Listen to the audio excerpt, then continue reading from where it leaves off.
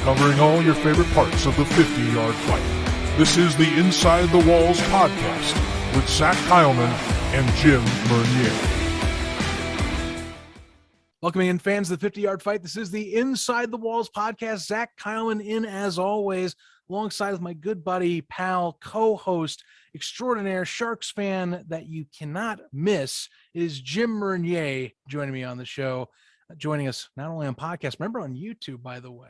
So hello, YouTubers. To say hi. If you're listening on podcast, you didn't see that wave. By the way, subscribe to our YouTube page. We are giving away tickets once we hit 100 subs. So keep that in mind. We're up to just about 40 now. Try and keep on pushing that up and up. So if you like the audio version, recommend you check out the video one too. Jim, how you doing for this show? We got hit a milestone for the season, to at least as of this week. So things are getting on their way. Training camp starts indeed. This week. All 6 teams report this week. A lot of stuff happening around the league. If you're a football fan, I know everyone loves the bigger league, the National Football League, and everyone's like dying doing the countdown to football. Mm-hmm. But when training camp hits, it's football time. We're 3 weeks away to kick off the season. Yeah, 3 weeks. Training camp, 3 weeks. We're used to seeing training camp that's 6 weeks long. In the National Football League is 6 weeks long, but in the National Arena League, it's only 3. And we got 6 teams. A lot of players are reporting, so it's getting fun. It's getting active. Watch our Twitter account. Watch our Discord page. It's links in our description to our Discord page. Click on that for updated transactions that we're not going to post on Twitter because we don't want to bog down our Twitter account. Right. And it's also conversation pieces. Every 6 teams have a little their own section. They talk trash, whatever. But yeah, come up there. Our Discord page, links in our description. A lot of transaction stuff that we'll get to after our special guest. But dude, it's training camp. It's freaking like it's go time. Like 3 teams reported Monday. The Carolina Cobras reported on Wednesday. It's go time. A lot of teams are. Carolina's first practice is on Friday, but everyone else is their go time right now. So everyone's reporting. We'll get to the situations in the second hour, but still it's training camp's here, bro, and we're 3 weeks away. Before you know it, we'll be talking about the rivalry between the Jacksonville Sharks and the Columbus Lions and the showdown in San Antonio between the Predators and the Gunslingers as well. That's right. We're monitoring all that. Again, training camp underway. League socials have been a little bit more buzz in terms of teams posting. The Gunslingers have been right off out of the gate. Same goes for the Empire, posting about of course training camps. Jacksonville, same deal. And we'll keep on seeing more and more roll out. Of course, Carolina, another instance. The NAL, of course, highlighting when it started up too. So yes, we're getting teams that are finally getting in action. Some news out of it. Jacksonville. We'll talk about this a little later on in our interview, but they got a new kicker coming in. Technically a new kicker. He's coming in for a tryout. Well, I know, but still still new. Vet, a guy that we could call. We could call him a guy like the legend himself, Tom Brady, down in Tampa Bay. But this guy's been out of the National Football League for quite some time. This is the guy who is going to do a tryout for the Jacksonville Sharks, which is Thursday, which would be today. When the podcast was released and on YouTube, is Mike Hollis. He is the first kicker in Jacksonville Jaguar history. Jaguar, not Sharks. Ex-NFL veteran Mike Hollis, who he is a kicker coach. He has his own camp. I forgot the name of his camp. I think it's I forgot this. Should have done some research, but he's a local guy. And here in Jacksonville, it's kickers are just they're loved here. Josh Scobie, loved here. Josh Lambo, loved. And right now for the Jacksonville Jaguars, everyone loves. Kickers are just very appreciated in Jacksonville for some odd reason. But Mike Hollis is a legend for Jacksonville Jaguars, not in the NFL. 6-7 years in the league, and he decided to apparently talk to the ownership of the Jacksonville Sharks to give it a try. And getting a NFL vet that he is just tells me that the guy still has a leg, even at the age of 49. about to be 50 years old. Dang. So I think he'll be like the oldest player to play in arena ball. I think Garcia was the oldest one, like at 43, I think. But that may be something if he does sign and play a kick. If he kicks a ball in the Columbus Civic Center on the 23rd, I think he'll be the oldest player to ever play. I think there's a website, I think Arena Fan may have the actual age of a player. Mm-hmm. But I think Garcia was up there too when he, put everything up. But still, if he can kick and hit deuces, why the hell not? Come on, the guy's already made money. And if the boy can still kick, come on, let's do it. Let's go. Right. No, I get you. I'm all up for it as long as he helps out the Sharks. And obviously the deuce is a massive part of the National Arena League. It is, I mean, it's not like some other places where it's limited. You can do it. You can kick it anytime. And it's an offensive tool, in special teams. We don't have rebound nets in the National Arena League, but we do have the deuce to go for it all. Even if you kick it out of bounds, you have a chance to get yourself 2 points for a kick. So any teams that have ace kickers are adding a versatile weapon. I mean, we saw with Albany, Jesus, I said it. So I can already hear the cries from the capital region. What did you say? No, Albany, quite frankly. We saw with Craig Peterson last year, who now is with Columbus, mind you. That very much versatility. TC Stevens, Dylan Barnos, as we saw with Orlando, comes in mid-season and helps shore up that unit and is a stellar kicker for them. Local guy from, coming from out of UCF, shores things up. Yeah, in the National Arena League, kickers are weapons. It's not like in other leagues, even in the National Football League, kickers are just like, oh, you better make that 15-yard extra point. If not, you're done. In the National Arena League, a kicker can be receiving touchdown, rushing touchdown, 6 points. A kicker can be responsible for 5 points in the same possession. So kickers are weapons in the National Arena League. They're not just, oh, he's a kicker. So, yeah, for Jacksonville, if he does sign with the Jacksonville Sharks, it's not confirmed yet. Maybe it's confirmed after this show. But if he does play, the Jacksonville Sharks have a legit NFL vet who played in the big leagues for 7 years and had a very good, successful career with the Jacksonville Jaguars. Yeah. And now he's with the Sharks. So he's literally Jacksonville through and through. One thing I do want to add, just because I bet some people are wondering, well, how old is Adam Vinatieri right now? Because, I mean, talk about the gold standard of kickers in any football league that seem to just last forever. So he retired in 2019. He was 47 at the time. So just put that in perspective a little bit. Hollis is about what the age of Vinatieri is now. He's 40. Vinatieri's 49 right now. Mm-hmm. So it's like Vinatieri can still kick.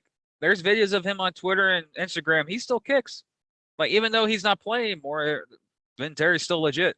And it just for me as a fan of the game, it just tells you that, yeah, there are people out there you see on Twitter right now that go, well, he's just taking up a spot for a younger guy to go into the league to kick. Well, when you try and search for players and they don't want to play in your league to kick, you have to find other options. I've always said this: if he can kick, if he can make deuces, if he's still the Mike Hollis from 2010, hell, sign him up. But it's the National Arena League. We've seen players from the AFL days that go way past their prime. In arena football, you can extend your career some. And people are looking at Mike Hollis and go, well, he hasn't really done anything lately. He has a camp. He trains and helps high school kids to become better kickers, to get scholarships into college, or have college kickers come back, get trained, get ready for the next season. Or how about this? He helps train NFL and arena kickers. So the guy is active and he still kicks. Go look on his Twitter account. I forgot where his Twitter name is. He's very active on Twitter, by the way. And you see him kick. The guy still has a leg at his age. Just like when people say, well, Tiger Woods is too old to play golf. Well, ladies and gentlemen, it's Thursday, and Tiger Woods most likely is playing the Masters. So never say never, especially in this day and age of, health and fitness and the technology that we have to make our athletes play a lot longer than they possibly can. But still, if anything, it'll make a fun storyline locally. they'll sell tickets. I'm just saying right. it will. I mean, that will help. Yeah. At least it'll help if you're curious. Very much. I look for it as just a fascinating story for the league, I guess. And again, I mean, if it pans out and if he's doing it regularly, that's great. Obviously, Brandon Bear is not with the team that we can tell right now, so kind of need to fill that position. Yeah. And you need someone that's reliable like Bear was. So as long as he can hit, and the thing is, like, keep in mind, I mean, they got to show accuracy, plus the fact that the pipes are, they're thinner in arena. Yeah. Everything's shrunken indoor, including of course the goalposts. So we'll find out. I mean, I don't know if he does get signed on, that'll be quite the story for the league to use on its website, I think. Yeah. Just be like, hey, look who we got here. I think it'd be fun. Otherwise, I mean, yeah, it's not the only unique story coming out of Jacksonville this week for training camp. Correct. And we had an AFL, NAL, GFL vet, Warren Smith Jr., the quarterback for the Jacksonville Sharks. He has some stuff to tell you guys that kind of surprised us, but then if you've been watching the transaction wire over the last 3 or 4 months, you understand why Jacksonville is setting up their roster as they are. And it's pretty unique. And I really appreciate Warren coming on. We tried to get him last season on the show, but because of the shortened season and the situation that was the 2021 NAL year, it didn't happen. But we finally got him on. But yeah, it was a unique situation. So if you want to talk about some interesting storylines coming out of Jacksonville, why not listen to the man himself who came to Jacksonville and talk to us today here on Inside the Walls. And Jim, today on the Inside the Walls podcast for our usual player interview, we are very pleased to be joined by a starting quarterback for the Jacksonville Sharks. He's also been very much all over the arena space in his time over the last several years between the AFL, the NAL. He's won an NAL MVP, by the way. Got to keep that in mind. Warren Smith joining us for the show. Warren, glad to have you on, man. I've been looking forward to this conversation. Jim's definitely, being the Sharks fan he has been looking forward to this talk. How you doing, man? Camps are getting started. Season's around the corner. What's going on? Not much, man. Doing well. Can't complain. And just got into Jacksonville a couple days ago. We were into day 2 of camp today, getting into day 3 tomorrow. Got all the physicals, got all that logistic stuff done with. And, now just getting into the football part of it, trying to form an identity of this football team and, taking it day by day, step by step, and, trying to put the best product out there for the Shark fans and hopefully make a run at this NAL title. I right off the gate, I kind of, just because you bounced around in the arena league scene for a minute, you've definitely had some successes, whether it's been in Spokane. I enjoyed your time when you played for the Atlantic City Blackjacks, backing up Randy Hippard back there. You had a little bit of gap. 2017, you won in Lehigh Valley. You had an NAL MVP season, one of the top teams in the league, 9-1 record and everything. Stellar year, and now you're back last year, first year kind of back, circling back around again. How's the league changed for you in that short period of time from, say, that early chaotic period, and now we're kind of settled down with more, it seems, established franchises now? Yeah, I mean, I always try to stay home, close to home, guys. I'm from New Jersey. It makes my life a lot easier with my teaching job back at Lacey High School. Okay. But I played in Lehigh. It was close. It was only 2 hours away back in 2017, and we had a lot of success. But, basically me coming here kind of just like I had to take a leave from school, and basically they were my administration was really good with that. So I'm here for the first month. Before I get anything started, I'm gonna let you know I'm only here for the first month. Then I got to go back. Okay. I got to go back and finish school. That was the deal. So I made a deal with my coach that come here for camp, build an identity, learn the offense, help out the young quarterbacks, and then I'll be here for the first 1 or 2 games, and then I got to head back and finish school. And then when school's out, first week of June, I come back. And now they could fly me in on game day. That's up to coach if that's what he wants to do. Mhm. But I mean, I understand the situation. I understand he's a head coach. He's got to make those decisions. So I'm just trying to right now, do my best in the next 3 weeks. So to show him my value, and hopefully, he can fly me in on games. But if not, I totally understand it. In the summertime, I'll be here for the final stretch. But yeah, the journey's been crazy, like you've been saying. The NAL has totally changed since the last time I was in it. Last time I was in it, 2017, the AFL was still around. So I'm not saying that the competition wasn't great, but the best arena football players weren't even in that league at the time, Right. because they were at the AFL level. So now the NAL has now almost become the new arena football league, considering the AFL is gone.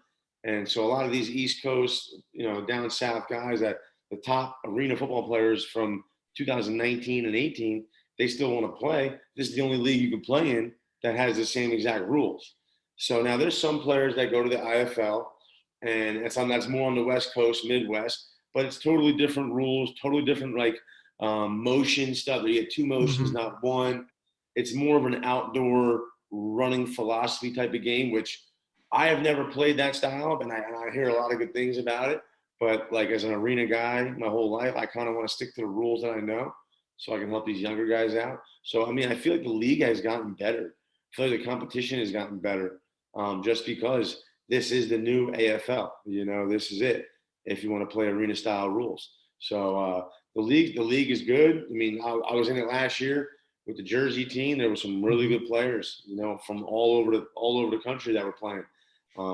So I just, I'm coming towards the end of my career. I mean, I don't know if this is gonna be my last one or not. I mean, you never know, because I kind of want to be a head coach one day. So if I'm a head Right. coach in Right. the high school level, you kind of got to give this up. But I'm still an assistant coach, so hey, it's a great summer job to have. It's fun. I'm very passionate about it, and I wanted to come to Jacksonville because it's such an established program. It's recognized as one of the best programs, organizations in the country when it comes down to professional sports in the arena league and the arena football realm. So, I've been all over the place, like you said, but I've played Jacksonville probably 5, 6, 7, 8 times. And I've always been curious of what it was around here. And, the situation popped up where Coach Burley reached out to me. And I was like, I'm going to take a chance on these guys because I trust them, trust Coach. Organization's well respected throughout the country. And, I want to be part of a good organization. And I feel like that has a lot to do with your success. You can have a great team, but if you don't have those parts in place, it's very hard to win in this league. And these guys take care of all that stuff. And that's why I'm excited to be here.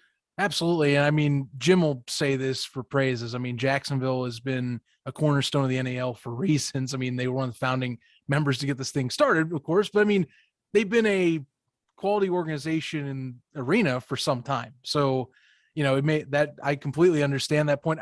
I want to touch back on this because that's a bit of a revelation here in terms of your position now with the Sharks, at least in terms of this first few seasons. So you are going to be essentially getting the playbook down, tutoring up Malik Henry to help get him up to speed. And you're kind of like essentially the mentor, like you're the master and the apprentice type of situation in a way. Is that what I'm understanding? Well, that's kind of how it's going to be. And how any game can shake up. Anyone can go out there and play. But yeah, my biggest thing here, I think, I'm trying to put myself in Coach Burley's shoes. I think we have a lot of young, very, very talented football players on this team, and we don't have too many veterans. I feel like he kind of wanted to bring me in for that veteran leadership type thing, and to help develop Malik, because Malik's a very good athlete and a very good quarterback, and I'm excited about him. And if I can help any of these guys out, and make this team a little bit better, that's my job. And then guess what? I get to go out there and throw the ball around, score some touchdowns. Like that's what I'm going to do. So if the coach wants to, roll me out there and play, I'm ready. Whatever coach, I mean, obviously we got to get Malik ready to roll because, I don't know what the season looks like it's going to happen. It's kind of up in the air yet still. But yeah, I'm trying to help him out and get him ready because he's a good kid. He's smart. He's eager to learn. And as an arena football player, arena quarterback, especially a young one, you got to be willing to, learn because it's not what you've been doing. You know what I mean? Outdoor football is totally different. You got to, have an open mind because it's everything that you've learned as a quarterback, like your fundamentals and your reads, are kind of out the window in arena because it's such a different style of football, and he's got all those tools. He's very, very gifted. So, I mean, I'm trying to help him out and get him ready and obviously get myself ready. At 32 years old, I got to get myself ready too, So it's a good – put it this way. It's a good situation to be in. And like I said, I'm here. I'm a team first kind of guy, and my goal is to win a championship. So whatever it takes for the team, I'm all in. Hey, Jim, I would say you got a pretty good coach QB hybrid going on right here with Warren. That's what it sounded like. It's awesome, man. Well, it seems like it's the Sharks' way. Tommy Grady and Aaron Garcia in the past won the AFL day. So we're used to veteran quarterbacks coming here, establishing the culture and passing on to the younger players. And Warren Smith just said that's basically what he's doing. Hey, my question is to you, man, is you got a receiving core that's not getting a lot of praise in the National Arena League, but they have great experience, except for Devin Wilson. Rob Jones and Naquan Murray, who came out of Florida State, who I think played for Malik Henry at the time at FSU. How is it going to, in your mind, work with those receivers, especially in your first year here in Jacksonville? Yeah, no, I mean, like I said, you just hit on the head. We have the veteran guys like Devin and Cam, and then a couple like McGee. Then you got some young guys, like you said, like the Rob Jones. We got Naquan's my roommate. I mean, he's trying to learn the game. He's very talented, very special receiver, played at a really high level. So we have explosive weapons all over the place. And really, for the young guy, it's just getting these young guys to understand the game. You only got 2 weeks to form an identity and teach these guys the arena way, and that's our goal. And these young guys are super talented. That's why they're here, and it's our job to get them and put them in the right spots to succeed. So it's honestly, when I'm throwing routes on air today, I'm watching these guys run around. They got guys like Kelly Floyd, all these guys. They're very, very talented, and time will tell. We got to stay healthy. You got to get these guys right, take care of their bodies, and I can't say enough about this receiving core. It's exciting because we have a good mix of veteran and young, and that's always what you want. You want that. You always want that balance because you don't know how durable the older guys are going to be, and you got to get the younger guys ready to go, and they got to make a name for themselves because they're not here forever. They want to get some film. They want to go out and go back to the NFL wherever they've been. So they're hungry to learn and get on the field and get some film. And to get on the field, you got to play well in practice. You got to understand the playbook. You got to learn the arena way. And once you do that, you get on the field, make some plays, get some film. Guess what, man? You go back to the NFL. That's what we're all rooting for. And this is my NFL, so this is the highest level I ever played at. So I look at it just like this is my NFL. Whether making millions or making thousands, don't matter. Well, I think tomorrow, or when this podcast drops on Thursday, you won't be the oldest person at the camp. Rumors broke today that Mike Hollis, ex Jacksonville Jaguar kicker, is trying out for the team. What do you think about that, honestly, with a vet him who played 6-7 years with the Jacksonville Jaguars back when I was in freaking middle school or elementary? It's been a while, but what do you think about an old timer like Mike Hollis trying to go back into the league and trying to see if he still has it? Well, I mean, just from a organization standpoint, I look at it as it's going to sell tickets, right? Mm-hmm. He's obviously a veteran in the Jacksonville area, and the guys obviously can kick it. They used to kick off from the 30-yard line, and he used to put it in the end zone. So if he can do that, or even a little bit less, guess what? You have the chance to kick a deuce, or you don't. You know what I mean? Your goal is, as a kicker, you want to kick it, at least be able to reach full field. Right. And obviously, he has the leg for that. So to me, I think it's a home run. You know what I mean? If the guy wants to come out, he's probably going to practice once a week and kick the ball for us. He's a kicker. That's it. It's like a glorified bartending job for him at that point. No, it's honestly, it's really cool to like. I found this out about 4 hours ago, so it's kind of brand new news to me. I'm excited to meet him. I imagine he plays some golf. I want to hang out with him, talk to him, play some golf with him, and catch up with him and see what he's all about. But it's definitely a good thing for the Sharks and for our team in general, and for the Jacksonville area as well. It's a good thing. You talked about kind of that learning or getting these guys up to speed. It's funny, the new element this year, you're talking the arena way. We're even more into the arena way this year with, Ironman. I know that doesn't really affect your position as much per se. I mean, quarterbacks generally are the specialist positions on offense, of course, but I mean, you do have to get that up to speed. How's your research or thoughts been on Ironman so far? Again, your spot doesn't get affected as much, but I mean, it does affect the rest of the roster you are playing with, though. Right. So the thing is, Ironman is it's a funny term when we talk about Ironman. We're still dressing 21 people, I believe. We're still dressing. So to me, Ironman's really 19, because back in the day they used to only dress 19, like before it all started, and that was true Ironman. So this is an Ironman type, because this is basically like old school AFL. Like when I started in the AFL in 2014 and 15 and 13 with Tampa and Spokane, those guys, it was always 21. So to me, it's more like it's not going to be as much switch over as you think, because you can still dress 4 in each position, you know what I mean, and get away with it. And you'll have some people that go back and forth, no doubt. But it's good because, especially the way we're practicing right now, I like the way Coach Burley's got it set up. Like all receivers and all DBs practice both sides of the ball. Yes. Like just like if they're primarily offense, you know what I mean? We do most offense, but then we'll give them a small period of practice where they work on the basic defensive back skills. And when the linemen get here, we'll do the same exact thing with them. And I think it's important because I've been in games where like you get caught where you're down a receiver, or you dress an extra DB and you only dress one receiver, you dress 3 receivers and one of those guys go down. Someone's got to be ready to go. So I love it. I mean, to me, it's how the game's played, and that's how I was taught. I've been a jack linebacker before. I had to go over there as a backup quarterback. I had to practice some jack linebacker before. Really? So, yeah, back when I was Spokane, when we had Arvell Nelson, me and him, he was starting. I was playing jack on scout team, helping him out and stuff like that. So all kinds of, so I think it's great. It's great for the league. But I don't think it's going to be as much flip over the side of the ball as much as you think. That's if everyone stays healthy. I mean, but again, back in the day, it used to be 19 guys. So if you think about it, you got eight guys in offense, 8 guys in defense. That's 16. You got a backup quarterback. That's 17. You got a kicker. That's 18. Then you have one swing guy. Those days, the 19 dress, they were really doing it.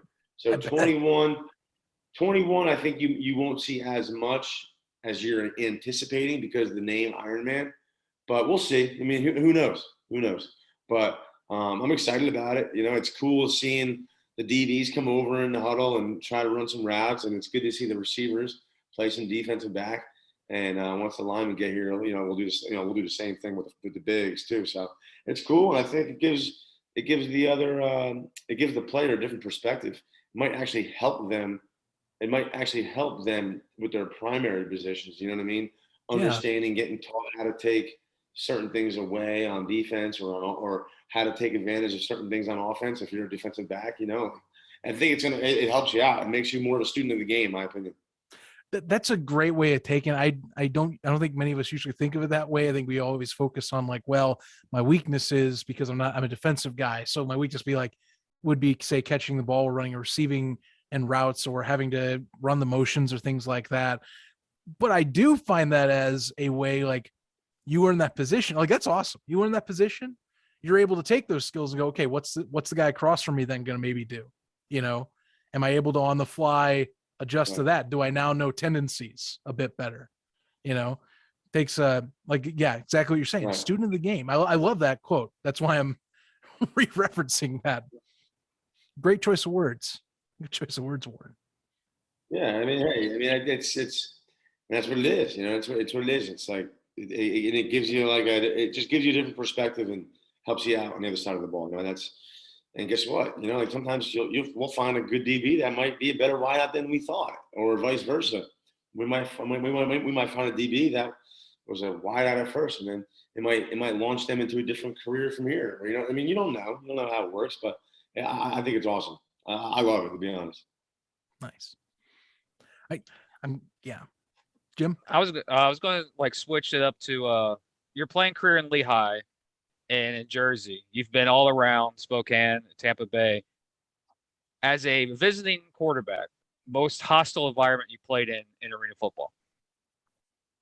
Most hostile environment I ever played in arena football. There's been, I mean, I gotta say, it's like Jacksonville's up there. You know, Jacksonville's up there. I've played against the Philadelphia Soul in some playoff games. They had some good crowds. I've played in San Jose with Spokane. I mean, Spokane's been a great place to play. I never played against Spokane, but I felt bad for quarterbacks that had to come to us, you know? Right. You know, but I would say Jacksonville's right up there, man, right up there. Like, I think it also depended on the game too, like what was at stake. But I mean, I played a playoff game in Philadelphia, and that was electric. I played in the playoff game against Baltimore in the Arena Bowl with DC against Baltimore. That was electric. I've been at Albany 2 or 3 times. That was electric. You know, like, and then I mean, I can just remember being in Jacksonville. I've been to Jacksonville 4 or 5 times. And never easy to play. Can never hear yourself on 3rd down or 4th down. So, you know, you got to go silent snap count, get it all. You got to practice that all week. But definitely top 3 favorite place to play, Jacksonville for sure. If I had to break it down like that for you. Well, now they're on your side. I know that for sure. So I'll be there cheering for you this time around. Yeah, you better do good because they're not going to give you any. They're not going to give you a second chance around here. So you got to perform too. So yeah, I'm excited. I've said that multiple times on this show that Jacksonville's last year, how the team performed last year, and the people I've talked to within the organization, they're not losing this year. That's why they went full in this year. It's like, we're now having back-to-back. And that's not the Jacksonville Sharks mentality. I think we've had 2 losing seasons as a whole franchise, and then we've been around since 2010. That tells you that it's not like the team across the street. They don't like losing here, especially in Visar Veterans Memorial Arena. So 100%. And that's, again, that has a lot to do why I decided to come here, you know, and just, you know, I wanted to play for a team that does it right, you know, from top to bottom, from the interns that are taking care of the laundry to the head coach to the ownership. Like, they do it all, and it speaks volumes. That's why they've only had 1 or 2 losing seasons, because they take care of those things, and then they let the players play, and then they have coaches that know how to put their athletes in the right place, right time. And that's a game of football, man. That's what it is, you know. But like making sure you're organized in practice, make sure you're you know, like everything's taken care of, making your players feel good. That has such a big role in arena football. I don't think a lot of new owners don't understand, because they get their feet wet in this league, and they try to start a team, and yeah, they might have a stadium, they might have some turf, they might have, you know, a cool little practice facility, but they're not taking care of the players, or not doing the right sponsorships, not taking care of those things. Like, it don't work, and then they usually don't last. And I've seen many teams come and go, and there's a reason why Jacksonville's still standing, you know. Mm-hmm. Completely understandable. And yeah, I mean, I feel that we've talked off air on this subject, where it's like, it's one thing to, you know, highlight and tote that you got a team, but it's another to, you know, execute the things properly to make it a quality franchise is what at the end of the day matters. You know, they lasting beyond one season and having something that a community can enjoy is very much more important at the end of the day, especially for arena football of any sports history. If you haven't learned enough about that, that is very much prevalent, is all I can say. That is the only thing I have to tell you. Go and take a look. Warren, I have my own curiosity out of your career that if we were coming in the show, and I of course teased it. And I enjoy all levels of the sport, whether it's arena, where it's outdoor, whether it's specific outdoor variations or league locations. And many people don't realize there's football across the seas. You got the chance to play in the German football league early on in your career, which to those in the diehard football community, it's one of the top leagues anywhere outside of North America. Tell us about your time with that. I mean, who'd you play for? I mean, especially for arena audiences, what's it like playing in Europe? Yeah, so honestly, it was the best decision I've ever made in my life. Right when I graduated, I had a pro day. I was trying to go to the NFL, CFL, and things don't work out when you're a 6-foot quarterback with an average arm. So I had a coach that was on staff at the University of Maine that went overseas and played. And he always talked about it and was very, very adamant about how much of a great experience it was. You weren't going over there making millions of dollars, you were going over there for the experience. So of course, I picked his brain about it, and he gave me the contact information. I made myself like a Euro Players account. I don't know if you know about that. There's like a europlayers.com. You can make a little account, a little profile, highlight films. And I just sent all my film out to all these teams. And this one team from Dresden, the Dresden Monarchs, reached out to me, and I still had like 2 more weeks of school. They wanted me to come out the next day and play outdoor football. And I was like, I'm 100% in. I talked to my parents about it, but I was like, but I got to graduate. I got to wait 2 more weeks. So we waited 2 weeks. They played 2 more games, and they flew me out there. They pick you up at the airport. They treat you like a rock star, and they put you in a little apartment with the other Americans. So in the GFL, you can only have 2 Americans on the field at one time. At least that was the rule when I was there. Sure. I'm not sure if they changed, but 2 Americans on the field at one time. So we had 5 Americans. We had myself. Larry Kroom was a tailback for UNLV. He was on his way out, like age 30 plus. He was our tailback. We had Lamar Miles, who played for Louisville, played for the Jaguars for a little bit, middle linebacker. And we had and he was on his way out as well. And we had a DB receiver who like flipped sides and play. And his name was Chris Evering. He was from Arkansas, very good athlete. And then we had another receiver that came in halfway through the year named Jamal Smith. But it was really interesting the way like going out there, because these are all Germans you're playing with. It's like teaching people. It's like teaching football players that weren't that good at soccer that had to change sports how to play football.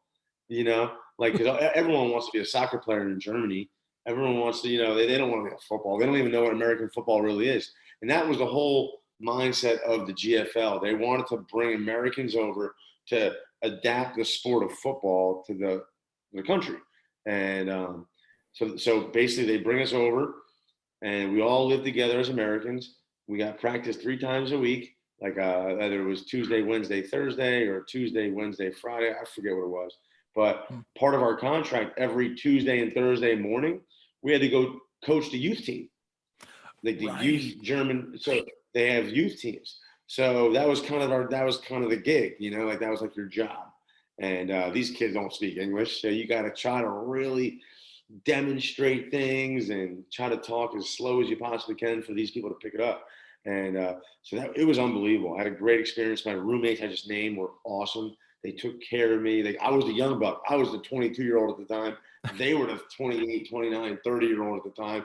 And they basically like cultured me a little bit. And we had so much fun. Like we were competitive. Our coach, Gary, was awesome. We had some really good Germans too, because like I said, you only have so many Americans on the field at one time.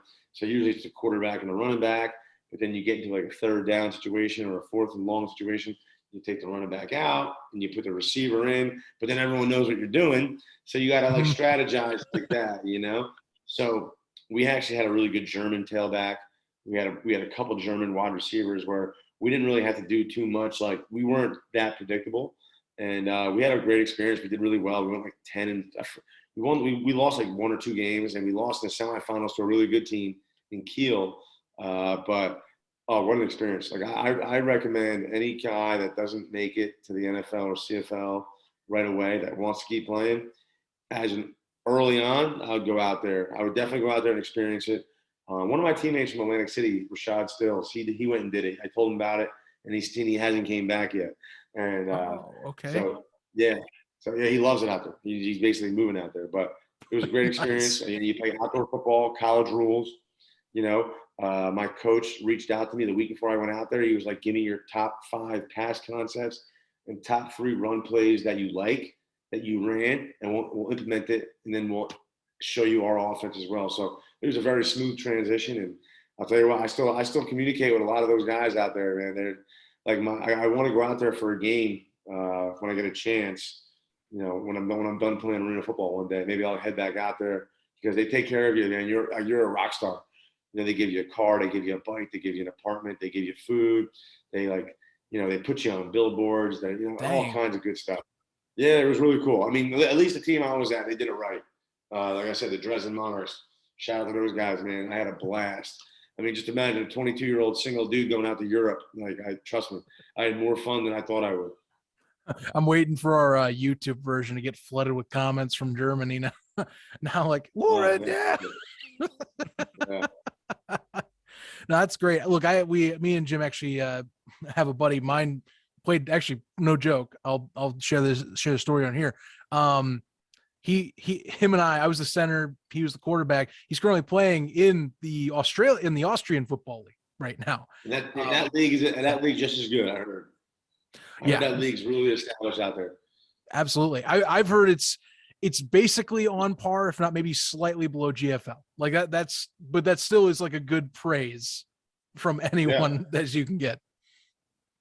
Yeah, when I was playing, they have the Euro Bowl, where like the best team in the GFL, they play each other, and it's always even match. It's always good. Yeah, the Australia League's always been great.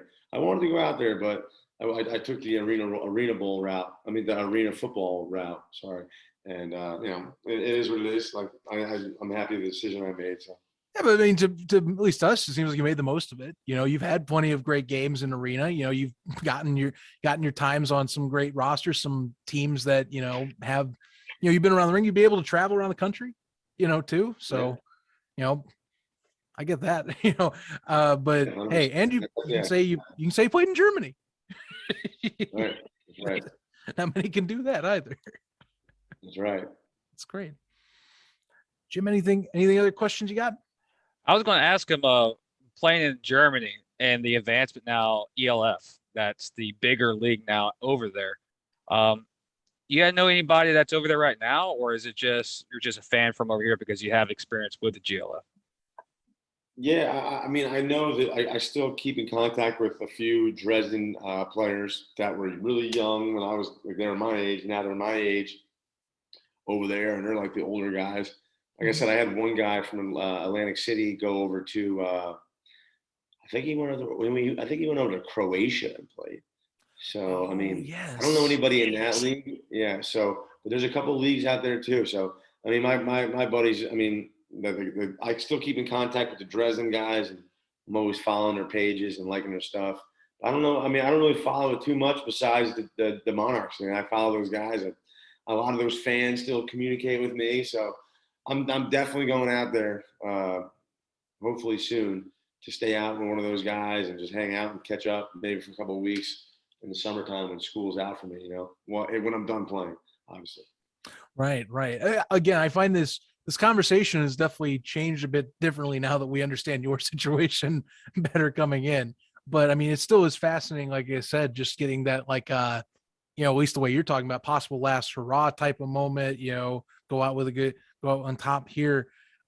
Before we go here, I wanted to kind of spin by this and something that Jim brought up, because again, the Sharks have such a pedigree of success in trying to hold up, being a winning team, getting these winning seasons. Obviously last year, credit, yes, it was a pandemic shortened season, based on the schedule and the delays, 2-6 roster, just missed the playoffs. You're coming in and, you're now with the understanding what you're doing, you're not only going to be at least playing for part of this and kind of coaching up, but like you're on a roster that I think, at least to those locally and those diehards in Jacksonville, that's a little bit more pressure in a league that right now is quite jam-packed with talent at this very moment. Obviously you have a little bit different path with how you're going to with how you handle that pressure, but I mean, I'm assuming that is something you are relaying, like, hey, odds are a little bit more, the stakes are a little higher this season for you guys. Yeah. I mean, yeah, I think any competitor that goes into any season, I honestly, between you and I don't really look at it as like, oh, they had a not so good year last year. I just know they're the Jacksonville Sharks. I think they're just well respected, well known, and you got to bring your A game. And if you don't bring your A game, you'll hear from the fans, and you probably won't be here for too long. So, again, I'm just trying to get these young boys ready to roll, get myself ready to roll, because I don't know exactly what my role will be when it comes to game day, but I'm excited, and I'm ready. I'm ready to throw some touchdowns and win some games, and hang out in the Shark Tank. Right. To chat it up with Jim at some point. It'll come down to the floor. Absolutely. Anytime, man. Anytime, Jim. You reach out to me. Section 108. That's where I'm at. That's my section. Right. Hey, I've been telling him too. I got to get to a game, and he's slowly chipping away, going, make a trip to Jacksonville. Like, I will. I'm in Indianapolis. Right. I have like any variety of picks I have to make. I'm still like at minimum 5+ hours away from any destination, but I still love this league that much. So we'll find a way out there, or they just put a team in Indianapolis. Well, I mean, in the summertime, I'll be here full time. Once school's out, I'm bringing everything down, so I'll be here. Nice. So, and guess what, man? You got it's all about how you finish. So, I'll keep myself in shape. Obviously, I'll probably be dressing for games if they're going to fly me in or not. I'm not sure. Again, a lot of unknowns. I think it's more about how I perform in camp and show them that I'm valuable enough for that role. And like I said, whatever happens. I'm ready, and I'm ready to take it in stride and play some football and help the Sharks win some games. Well, Warren, thank you very much for your time on this show. Just sharing, some stories, talking about the season, giving us a little new information for us to consider now with, talking about Jacksonville and all that. Wherever this lies for you this season or even past this, appreciate it. We'll be in touch for sure. Absolutely, man. Should be a fun year no matter what. Absolutely, man. Guys, I really appreciate having me on. Have a good time, and wish you guys the best of luck with the show. This is good stuff. Players enjoy this stuff. We appreciate this stuff. It makes us feel like we're doing something right. You know what I mean? So it's good. Thank you very much. That's very kind of you. So thanks again to Warren Smith, Jacksonville Sharks quarterback, and also sounding like a bit of a coach himself from this discussion, for joining the show. Yeah, Jim. So as you hinted going in, the Sharks QB situation has become a lot more, I would say something to keep an eye on. I don't know about you. I thought Warren Smith was there the whole season. So credit, life obviously has its obstacles, and he's trying to pursue something post football. So that makes complete sense. And there's a possibility he comes back at the end of the summer and he plays and all that. But middle part of that schedule now, we're going to be, Malik Henry has played in, of course, other leagues that are similar to nature, but that's something you got to keep an eye on, is a QB switch, and to see if that consistently can keep up. Because Warren Smith, I have no issue with. The guy has a great floor. Dude has been successful in any indoor league he's gone to at some capacity. Correct. Henry adjusting to the NAL's version of the game, quick passing, true quarterback in pocket passing, less scramble ability because of how the league is set up and how defenses are in arena. That's going to be fun to watch and see if he can develop and get adjusted on the fly post week 2 and beyond, from what it looks like. Yeah, and you brought up a great point during the interview. You said you're basically taking the master and the apprentice role. Exactly. You're the vet. You're going to teach Malik the game, and he's going to take over the reins. And for a lot of the Shark fans out there that want, it's like, oh, I thought Warren Smith's going to be here, like what me and you thought. Yeah, sometimes me and Zach don't get all the information we want from certain organizations, and we're not boo-hooing about it. But with the situation in Jacksonville is, if you looked over the transactions, me and Zach said this off air a few months ago, one of our old shows. I'm like, it's interesting that they signed Malik Henry, then a couple weeks later signed Warren Smith Jr. You have Malik Henry, who has first team reps as a starting quarterback for a team out west. Mhm. And he is not a rookie coming in. He's a rookie coming into the National Arena League, but he's not a rookie as a quarterback of the game. And playing for Coach Burley, a championship winning coach, I think he's being put in a great situation. And learning from Warren Smith is great. But you got to remember, Malik Henry also has teaching from Jonathan Bain, who's also now with the Carolina Cobras. So he's been around two good quarterbacks who play the arena game to learn the ropes. And you look at Jackson, you had a vet like Devin Wilson as your wide receiver. He's going to help Malik Henry a lot. I was like, hey, this is what's going on. This is a lot of teaching. It's strange about like what Warren says. He is going to be a teacher, and he's going to take the reins and come back. And if the team does fly him back for certain games, it may benefit the Sharks. I look at it this way. The Sharks, they went to that, like we said in the power rankings, they have the best quarterback room.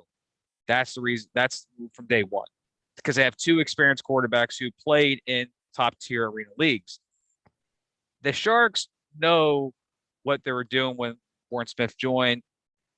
If you look at Malik Henry and people are worrying about, well, what did he do? Well, he just led his team last season to the playoffs and made a deep run in the postseason last year. He has experience. One thing that I see a lot in chatter is a lot of Shark fans are like, who's this guy? What's going on?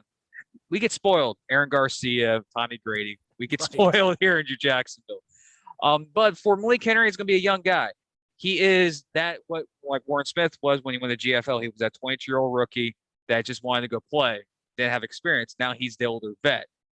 Malik Henry's that 23-year-old hotshot coming in. Yeah, he's in a Wigan organization in Jacksonville. Now Warren Smith needs to teach him how to be a football quarterback, and that winning mentality that is Jacksonville will eventually wear onto him. They can be a better quarterback. And yes, does the prediction for the Jacksonville Sharks, change because of the quarterback switch? Maybe, maybe not. Jacksonville may be a better team with Malik, or Jacksonville may be the same team with Malik. We don't know yet because there's so much to be decided, especially in the transactions. But overall, how Warren Smith approached the interview and told us about what's going on, we will have that month and a half in the season, about 4 or 5 games during the Jacksonville Sharks season, where he will be up in New Jersey finishing his teaching role. And when he does come back, I think Jacksonville in June, he said, that's when Jacksonville starts at 3 out of 4 game stretch when they play Orlando. So based on what we see right now from Orlando, that may not be too bad when Warren Smith does come back to the Sharks. But that's way too early. That's June. But overall, for you Jacksonville Shark fans and for myself, I wasn't blindsided. I knew something was up when you signed 2 premier quarterbacks on the same roster. It's like the NFL. You have Peyton Manning and Tom Brady on the same staff. It's not going to happen.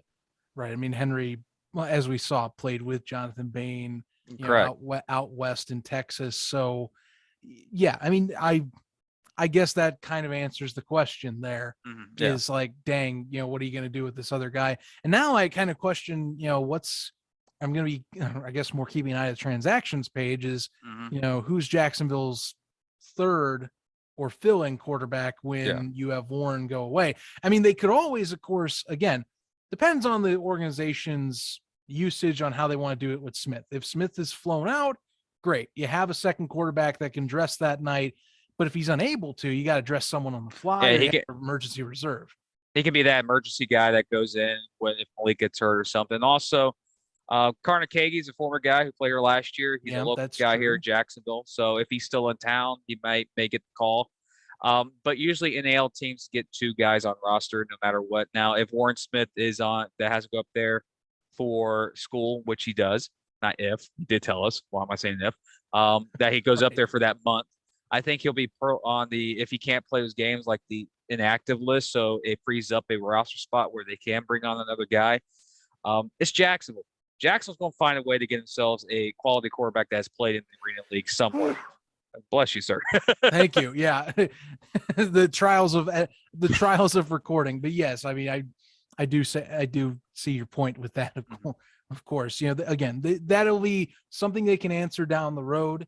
They've got some time. They do have, again, 2 quality quarterbacks and one that can come back in a pinch if needed, if they get the right scenario. And luckily, again, local talent always helps. Right. Something that Arena does thrive on is getting some local guys to come in if you needed someone there, or if you want to engage with your local audience better. Yeah, correct. It's all about the local in Arena. As much as it is trying to spread the game. Yeah, and there's also there's also a lot of quarterbacks out there that play in other leagues, the upper leagues like the USFL, for instance, that are third string quarterbacks that are just like on the practice squad that might get the call from Jackson. Hey, we need you for this, and this. They'll go and play 1 or 2 games as a backup, probably starter, if situations happen to fall in place where that has to happen. Right. But we've seen, like last season, we saw a carousel of different quarterbacks come in for different teams last year, especially in Orlando and in Carolina, and of course the carousel that was the Jacksonville Sharks last year. We had 3 quarterbacks playing the same season.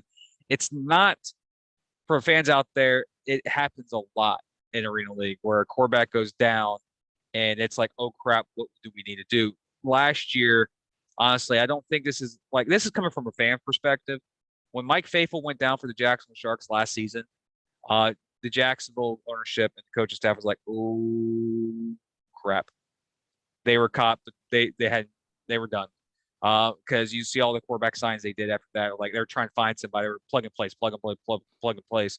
Then they got Danny Southwick, then Jonathan Bain at the end of the year. It happens in the Arena Leagues, and I won't be surprised it happens somewhere this year. But for Jacksonville, they came out this offseason and they made that point. It's like, we're going to get a quality quarterback and we're going to get a quality backup. Now with this interview with Warren Smith, now we see what they're doing. The question is, who's the third guy that's going to be either in camp that we don't know about yet, that hasn't been reported yet, or my sources haven't told, or exact sources haven't told us who it yet, or is it a guy that gets picked up right after the Columbus week, which is week 2 of the week 2 for the Jacksonville Sharks? Empire game. They play home to Empire week 2, play Columbus week 1. So we won't know that until week 2 of the season, which is only 5 weeks away. Come to think of it. But yeah, it's a forever cycle in football, especially if you follow any of the arena leagues, indoor leagues or arena leagues, but especially here in the national. Yep, should be a fun. I wouldn't say fun. I guess something to keep an eye on if you're a fan. Just watch out as the year goes on. Past week 2. I say it won't be too fun if your quarterback gets hurt. Oh no, that's why I'm reversing course. Trust me, that's why I'm reversing course. If you're a fan, I mean, you're hoping that depth, that of those 2 that you've signed is indeed going to live up to its name. So, you're in Jacksonville, keep an eye. That's all I can tell you. Speaking of transactions of things going on, we're going to end our night with discussing a few just pieces on the NAL transaction boards that caught our eye. I would say there's 3 things. 2 of the things combined into really one issue with the league that's coming up that isn't fully, hasn't been like someone said, quote, floodgates material, but it's been something that, something I'll watch out for. On March 30th, the final court case for the Arena Football League in terms of its Chapter 7 bankruptcy came to an end. The bankruptcy is officially over. It took roughly 3 years, or just under 3 years, but it's over now. Part of that stipulation, and I'll say it for context here, which is why the Indoor Football League made an agreement with, or either the Indoor Football League or the AFL, one of the 2. It's kind of mixed on what the whole thing is. Nonetheless, ex-AFL players could not sign with the Indoor Football League. Yeah. That was the whole spiel. Whatever side said it, it doesn't matter. Ex-AFL players couldn't sign. That is the bottom line. With the court case gone, the IFL or whoever it was that said they couldn't flipped it and said, you can now. So what happened is we had a few transactions that affected based on this. 2 that are actually relatively stars in this league. So they kind of made a few headlines in the arena space. For example, Tevin Homer, he is no longer with the Albany Empire. He was suspended by the league. He's now over with his buddy Les Moss with the IFL's Northern Arizona Wranglers. So Barnett, he is also not part of the league anymore. He is suspended from the San Antonio Gunslingers. My understanding from Jim here is that he went to the Frisco Fighters in the IFL. Yeah. And that's to go with Billy Back and company over there. And look, that came up, and we've had talks with folks in the league about it, and it is what it is. It's been a kind of a undersaid agreement for a few years now, something that's I almost consider it taboo to the normal viewing audience, because players kind of knew about it. I've heard rumblings for a while. Jim heard rumblings for a while. And up until recently, I was like, kind of is existing. And then it was kind of blown open and saying, all right, this does exist, whatever capacity it is. So that happened. Has it been a floodgate? You've had two guys that are stars so far that we can tell leave. Others that have the suspended tag on them have been for reasons that, at least the Jim, I believe, you can correct me if I'm wrong, were not really based on that. They were just, these are guys that were going to be out of the league anyway. Most of the other players that are already suspended by the National Marine League are already playing for another league, and that's the reason why. Or your David Pindell, who now all of a sudden is suspended after having that fiasco of jump one place, jump another place, go to the IFL, come back. Yeah, David Pindell's situation is interesting because we never got a firm answer on the situation that he's in. Went from Albany to Mass, then Albany, then San Antonio, then back to Albany. It was unique. And I honestly, with the David Pindell situation, this is where the league itself, in my opinion, needs to literally tell why he got suspended for. It's suspended indefinitely. So I have a theory, and it's based off something you and I talked about off camera. Oh, okay. And this is also based on what we're going to discuss with refused reports, that specific tag. So correct me if I'm wrong. Your understanding is that if you're trying to trade a refused to report player, the team that has the player has to approach another team for the trade. Correct. From what you understand. Yeah. So I'm wondering if that trade did not go the way it did, like say San Antonio approached Albany, which wouldn't be kosher by league operations, according to what we know. Thus, it was put on there. Someone saw it, went, that can't work, reversed it. And since technically he already kind of bailed on his contract with Albany anyway, smack him with the suspension because he already kind of went that right. That's my hypothesis. If we're not going to get a straight answer, is how I look at it. Well, we know that players hop around like crazy in arena leagues. Right. It's the history. It's the nature of the beast. But it's done over multiple seasons. This is happening in one off season. This man's moved to 3 different teams in the span of like a month and a half. And including being in a draft that he didn't get drafted. Well, and also signed on for a USFL contract. So honestly, I don't know how the other leagues operate with their transactions, but I'm coming to this perspective that he is technically suspended from all 3 leagues, probably, including the NAL. But he's a great talent. He's a good dude. He follows our podcast. I've reached out to him to try to see what's going on. I want to hear from him.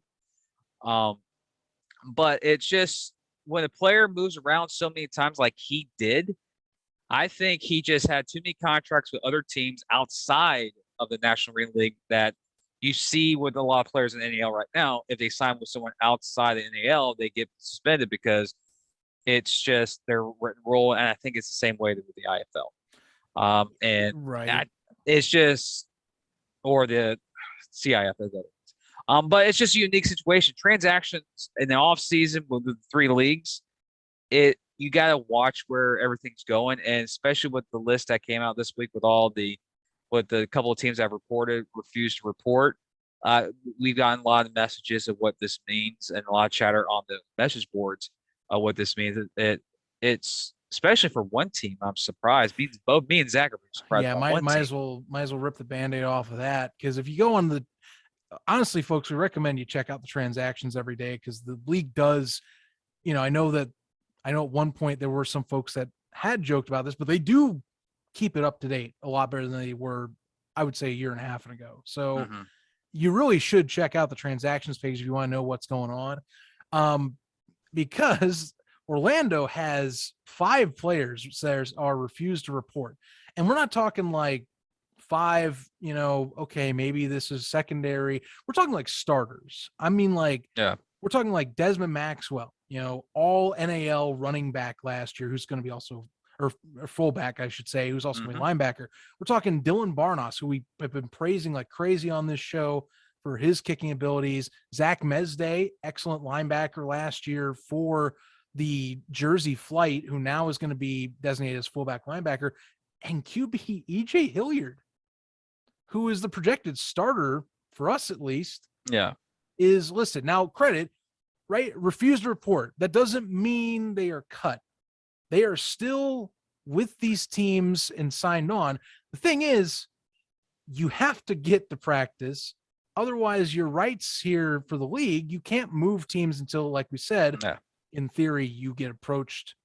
You approach a single team about it, So Orlando has some things to talk about. Now, my understanding of this situation is this isn't like just one info dump. This is like over time how this is how it's accumulated. So not frankly, and credit, something to keep in mind with the fact that Orlando's situation, you had Ben Bennett start the new league year as your head coach. Jeff Higgins was in his system, but a lot of these guys signed with Bennett back in the winter. Now, credit Arena, you do want to come to a guy if you're on a contract. I get that. Jeff Higgins might not have been that guy. And these might be guys that might not exactly want to report because this isn't what they signed up for. Could be wrong, but that's a way of looking at it. Correct. Especially, like I said, it's more just shocks me when you have, like I said, your projected starting quarterback, your all NAL running back on the sidelines too. And sure, Orlando can pivot. They have options. I just want to see the options that are listed on this transaction page play in Orlando because it gives them better opportunity to be competitive in my eyes. Yeah, over this past week, the Orlando Predators, especially their transaction wire, they lost basically how the roster is going to be set up. They lost a fourth of their starters. Like you have players that have quality starting minutes who played a lot of indoor football or arena football in their history. You have a former MVP of EJ Hilliard that's not showing up. And a lot of people want to know, what does it mean about the refusal report? They're still under contract by that team. So if they want to sign with another team outside of the NAL, then they'll get slapped with the NAL suspension because you're technically still under contract. So if you do come back to the NAL next season after suspension, the team that has you the first time, Orlando in this case, or Jacksonville or whoever, still owns your rights. So these players are not cut. They haven't been cut yet. Their rights are still with the team. But for the Orlando Predator fans that kind of bash us on social media saying, why are we always low on the rankings? You don't give us credit, prove us wrong type of situation. You finally got the reason why.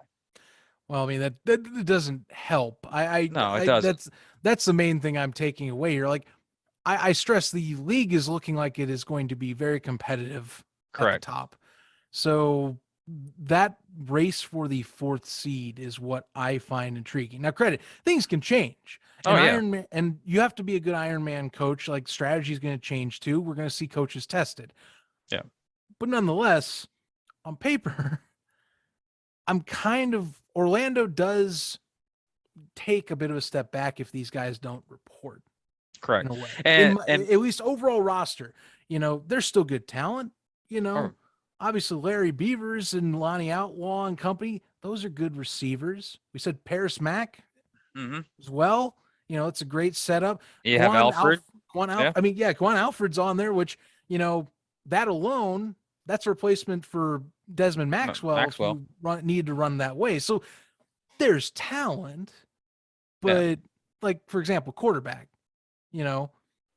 Cato, I imagine they have a plan for him, of course. But Hilliard has the track record. That's why I'm also sitting here saying that, we've seen teams, Jacksonville, for instance, rookie quarterbacks come in and they're shell shocked because they are not used to the indoor game. Rakeem Cato, former Marshall quarterback, he's going to be introduced to the arena game pretty quickly. But at least he has very experienced players around him that play the indoor football with Beavers and Lonnie Outlaw. He's going to have the comedian of all of the National Arena League and Lonnie Outlaw on his team. So that's going to calm him down. And if you don't understand about the comedian, ladies and gentlemen, watch Inside the Lines Columbus series on YouTube. You get the reason why. He's a great character and future guest on the show. It's going to be, for Orlando, in my opinion, they're going to have to find people quickly to replace them. They lost a good chunk of talent. Maxwell, for instance, you made an NAL team. But the big key is quarterback. In the National Arena League and any arena league, especially back in the AFL days, you ride and die with your quarterback. If you don't have a good quarterback in the Arena League, you're not going to win a lot of games. I don't care who you are. You can be the Orlando Predators. You can be the Florida Tarpons back in the old AF2 days. You're not going to win a lot of games. And for Orlando, like me and you, Zach, we both debated that Orlando, Jacksonville were battling for that 4 or 5 seed area in our last power rankings. There's a little separation between the two right now. It's not going to be, it may not be a 1-game separation. It's pushing almost 2, probably 3-game separation right now between the two teams. I don't want that in the NAL. I don't want to have 4 top teams that have 8+ wins and the bottom 2 teams are struggling to get the 4. If we have that, it's not going to be interesting. It's not going to be interesting come week 12, week 10, where we're like, oh, we already know who our 4 playoff teams are because it's already in the books. That's not good football. We don't want that. It's just that it was kind of surprising when we looked at the transaction wire and we saw that from Orlando. We have a couple things like we have other players that were refused to report. Like San Antonio had a couple. Not San Antonio, excuse me. The Sharks had a couple that were refused to report, but from what I've killed from the Sharks, they knew about them months in advance. So sure. They were very well prepared, and they signed additional players over the last couple of days that they haven't officially posted on the website yet. But from our sources, they have, of course, got a kicker, and they got a linebacker that usually played out in Wyoming this season. So Jacksonville's going to find players, and the same as Orlando. They're going to find players. You're in Orlando. You're in the state of Florida. Football is king in the state of Florida. They're going to find players in Orlando. But for Cato, he's the number 1 guy. So from what we can tell right now. From what we can tell. Yeah. I want to add a little extra to this because I imagine someone on here is like, wait a minute, wasn't Cato with the Richmond Rough Riders at one point in 2018? And sure he was. Thing is, keep in mind he was only with them for 1 game. So you got to add that context. He was originally signed to the Predators in 2020, but season kind of, didn't exist. So he is an NAL rookie, and he is a very lightly experienced indoor arena rookie or indoor arena player. Yeah. So that is also why we add the concern. Just want to add some context to that for those that are like, well, wait a minute. I'm like, well, that's why. And of course you're going to get the fans like, oh, sometimes there's some rookies that come in, they hit it off the first game, 8 touchdowns. That's extreme, but 5 touchdowns, 300 some odd yards, and they look good. Yeah, you're going to have some rookie quarterbacks that do that, but most of the time, you're not going to get a quarterback like that in their first game in the Arena League or a second game. Same way I look at when we switch focus to San Antonio, we have with David Olvera. Mm-hmm. Yes, he's had experience in other leagues. He's won games with the Gunslingers, You're upgrading now. This is my weekly quote to say to Gunslingers fans, I will gladly eat crow if I am wrong. Once again, I'll keep doing it. I will, because I really hope that, like, some of these, like I said, we've talked on length. These guys we haven't seen at the NAL level, so I hope that it goes. But again, we say this because this is what we know. So I will gladly again eat crow if I am wrong come week 1. So just being honest with you. And honestly, to stir the pot up a little bit, if we would have predicted games this week for week 1 from last week's information from the National Marine League, I would have came on this podcast and said Orlando's going to go into San Antonio and mollywop the Gunslingers, because Orlando had the roster to go into San Antonio and mop the floor. Things now home field advantage. San Antonio, in my opinion, is a better team right now based on their roster. That tells you how big of a difference 5 guys do to a team. Because here's my reason, San Antonio. Don't get too excited. Oh, Jim predicted us to win, playoff bound. Quiet, not that far. You have more guys that are in your system that knows the system more better. Orlando just lost a good core of their guys who know the system. That will either hurt them week 1 or benefit San Antonio. Orlando has to fly to San Antonio or drive. It's a hell of a drive, but I think they're flying San Antonio. You can get a direct flight from Orlando to San Antonio. It's not like Jacksonville where you got to go to 3 different cities. But you got to go to San Antonio and just road games, home field advantage for week 1. If it started right now, based on the information we have now, I have San Antonio. But we still have 3 weeks left until the kickoff. We still have 2 more shows after this. And when we do our season episode, our prediction, you'll get my final thing. But right now, if the games are started right now, I have San Antonio winning. But hey, just last week I had Orlando mopping the floor on you guys. But yeah, it's unique how the Arena League, like we stated multiple times on this show and past podcasts, the arena game is such in flux every single week. It's not like the National Arena League. It's not like the National Football League, excuse me. It's not like the NFL. It's not like Major League Baseball. It's not like the NBA, where you never see transactions this often during the season. It will change. Next week's Orlando roster could be completely different. Crap, take that back. Today's roster might be different when this show was recorded type of roster. That's how fast the Arena League can change. That is not out of the realm of possibility. We're 3 weeks away, and now we're to a point where it's like, are we speculating about games now? No, we can actually look at the roster, look at the teams who report, and actually predict the games. That's where we're at now for this podcast, for the game, for the season, because we're in training camp. It's just unique. Like Carolina reported to camp today or on Wednesday, excuse me. Jacksonville then reported. We had Warren Smith. He's doing right now. Mm-hmm.